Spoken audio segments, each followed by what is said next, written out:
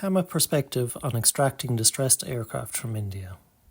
When Go First entered insolvency, over 50 A320 aircraft were left grounded across India. We were engaged as the CAMO, tasked with helping lessors in safely recovering and repositioning over a dozen of those aircraft. What followed was a year-long journey, one that tested every part of our airworthiness, regulatory and logistical capability. Today, I want to share a few key lessons we learned for anyone who might find themselves navigating a similar challenge in the future. India brings unique complexities geographically and politically with extracting aircraft.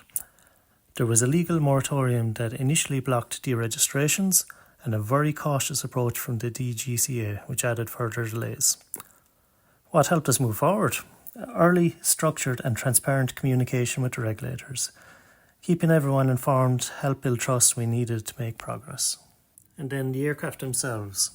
Due to the cessation of Go First operations, many had gaps in their records along with overdue maintenance.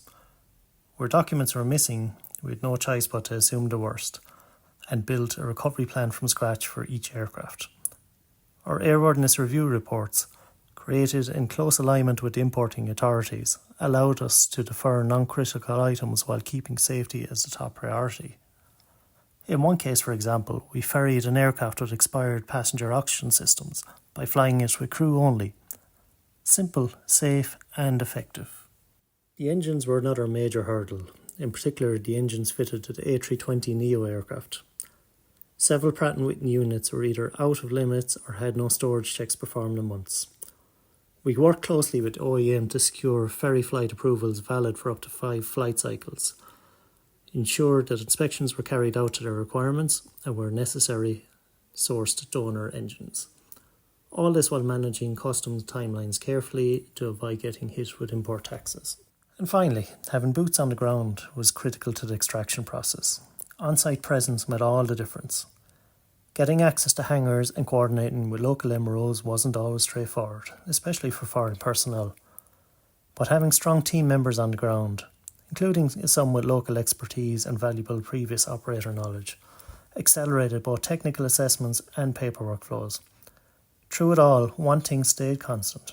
Our focus remained on clear, constructive communication with the lessors. We didn't just highlight problems. We provided practical solutions, gave realistic timelines and offered options for managing risk. That clarity helped all stakeholders align and make faster, better informed decisions. So, what would we recommend to others?